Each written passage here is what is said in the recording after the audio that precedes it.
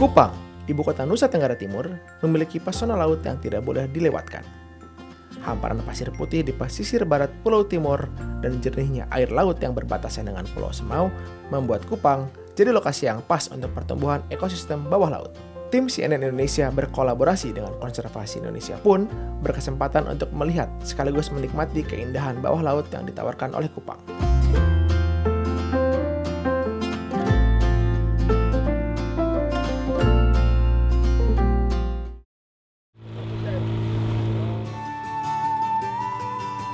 Perjalanan kami mencari spot terumbu karang yang eksotis dimulai dari Pelabuhan Tenau.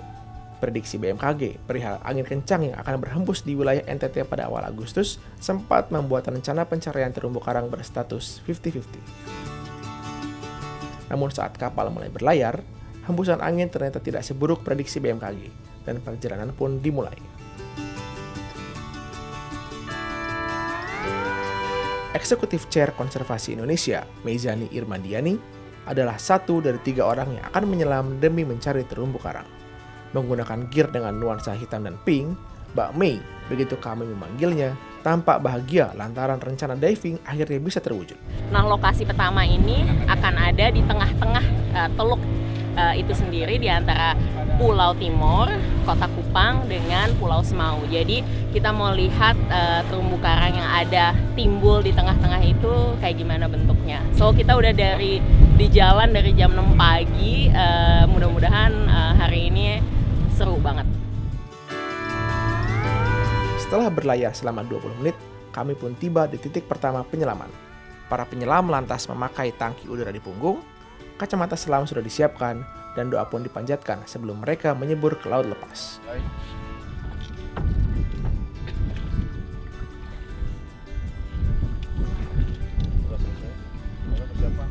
Dan tepat pada pukul 7 waktu Indonesia Tengah, proses diving pun dimulai.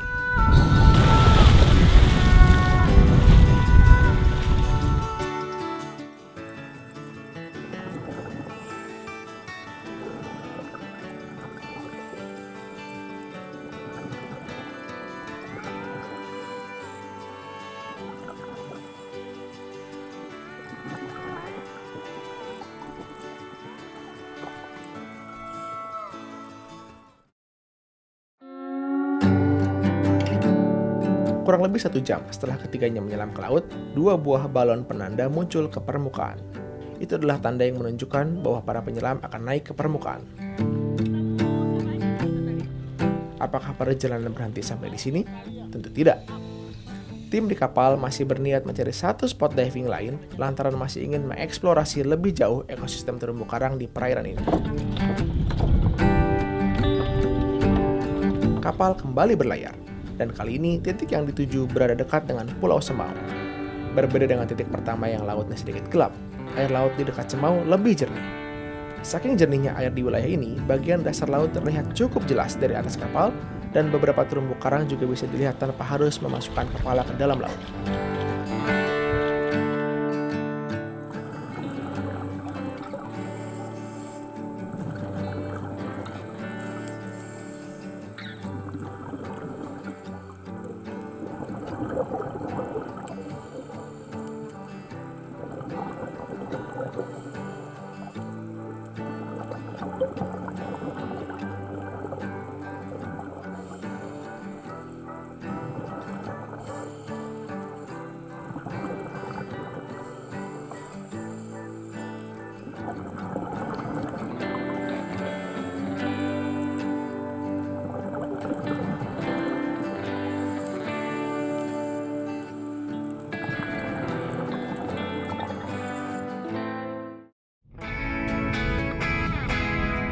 Sama seperti di lokasi pertama, tim penyelam menghabiskan waktu selama 1 jam di lokasi kedua ini. Dan raut wajah para penyelam saat keluar dari dasar laut pun lebih semeringah dibandingkan sebelumnya. Mezani pun membagikan kesannya setelah menyelami 2 titik berbeda yang ada di perairan Kupang. Kita udah diving di 2 tempat berbeda. Yang pertama itu kan lebih dekat ke kota ya tadi. Jadi beda banget sama kondisi karang dan bawah lautnya di tempat kedua. Walaupun jaraknya nggak terlalu jauhan, tapi kita pas diving di yang pertama ini memang dia kan kayak gundukan pasir, terus di situ ada karang-karang di bawah laut. kondisinya itu lebih terekspos sama arus, kalau ada juga kapal-kapal yang lewat. Jadi karang-karangnya sih sebenarnya lumayan, tapi dia nggak terlalu banyak. Ikan-ikannya juga kita masih bisa lihat schooling fish ya, ada unicorn fish, ada fusilie yang biasa kita temuin juga di pasar. Nah kalau di lokasi diving kedua ini beda banget.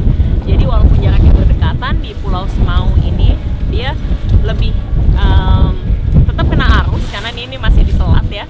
Tapi karangnya bagus banget, jenisnya banyak. Tadi kita bisa lihat kayak yang fan, gorgonian, sponges, terus kondisi karangnya juga masih bagus, jenis karangnya banyak sekali. Jadi tempat diving kedua ini masih menunjukkan bahwa memang di daerah bahkan dekat sama kota Kupang sendiri tingkat ketahanan dari terumbu karang di sini masih sangat bagus sekali.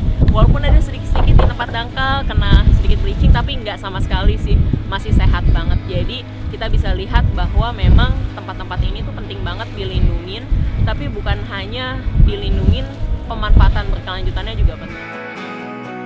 Meski dipuji punya terumbu karang yang indah, ekosistem laut di Kupang tetap punya potensi untuk mengalami kerusakan. BKKPN Kupang menyebut, badai Seroja pada 2021 benar-benar berdampak pada kerusakan karang di perairan Kupang.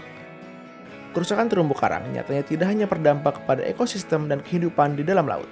Masyarakat pesisir yang bergantung pada budidaya rumput laut juga ikut terkena getahnya.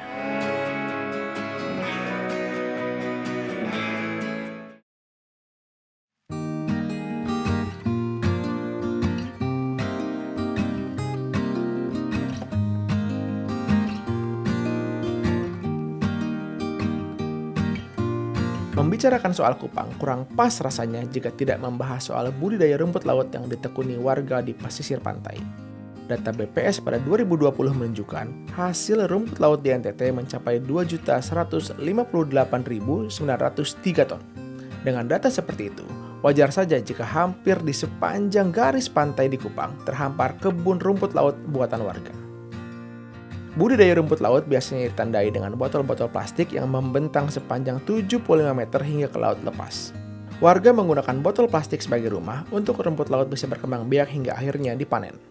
Tim CNN Indonesia sempat mengunjungi 3 titik di mana budidaya rumput laut ditekuni oleh warga. Di dekat pantai Namosain, rumput laut yang dibudidaya oleh warga berwarna merah dan termasuk kategori alga merah. Warga setempat mengklaim jenis ini lebih cepat dipanen sehingga bisa lebih cepat juga dijual ke penadah. Sementara di pantai Tablolong dan Osina di pesisir barat Pulau Timur, jenis rumput laut yang dibudidaya berwarna hijau. Durasi panen yang terbilang singkat, 1,5 hingga 2 bulan, jadi salah satu alasan kenapa warga Kupang memilih budidaya rumput laut. Tak cuma itu, harga jual rumput laut yang sempat tinggi turut membuat warga tergiur untuk melakukan budidaya. Tahun 2000 hingga 2008 menjadi periode emas bagi para petani rumput laut di NTT, termasuk di Kupang. Sekali panen, para petani dapat meraup penghasilan hingga 40 juta rupiah. Bayangkan, berapa yang mereka bisa dapatkan dalam 1 tahun saat mereka bisa 4-5 kali panen.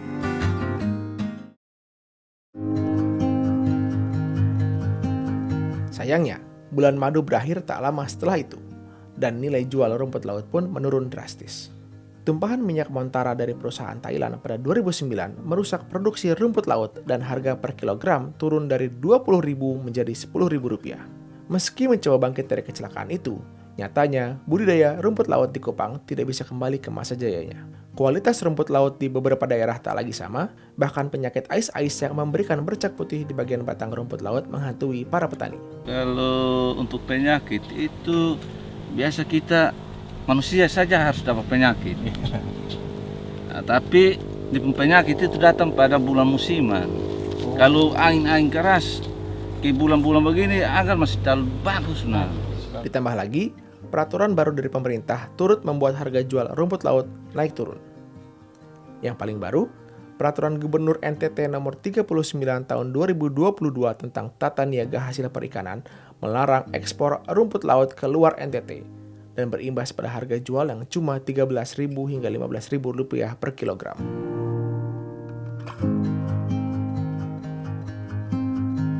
Melihat fakta itu, Konservasi Indonesia menilai bahwa sebenarnya budidaya rumput laut di NTT khususnya di Kupang, punya potensi yang sangat besar. Meski bukan yang paling besar di dalam negeri, produksi rumput laut di NTT bisa menentukan rantai pasokan rumput laut di seluruh dunia.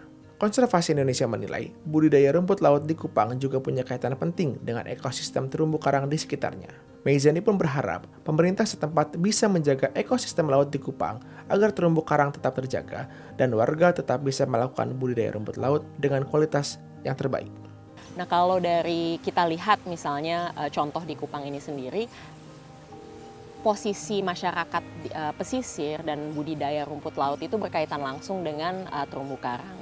Jadi yang kita lakukan itu sebenarnya pendekatannya adalah kita tahu ekosistem terumbu karang ini penting dan ekosistem terumbu karang di sekitar Nusa Tenggara Timur ini menjadi kawasan yang paling penting di dunia, bukan hanya di Indonesia. Jadi target utamanya sebenarnya bagaimana masyarakat pesisir maupun pemerintah di daerah sini juga bisa mengembangkan kawasan ini secara berkelanjutan. Jadi terumbu karang yang dijaga, tapi ada kegiatan ekonomi masyarakat yang berkaitan langsung dengan ekosistem terumbu karang ini sendiri. Tak hanya itu, harapan untuk adanya perbaikan budidaya rumput laut dan pelestarian terumbu karang di perairan Kupang pun semakin besar dengan ditandatanganinya perjanjian kerjasama pengalihan utang atau debt swap di bidang konservasi lingkungan hidup antara Indonesia dan Amerika Serikat pada awal Juli lalu. Nah, kemarin kan kita udah melakukan debt swap TFCCA ya, Tropical Forest Coral Reef Conservation Act.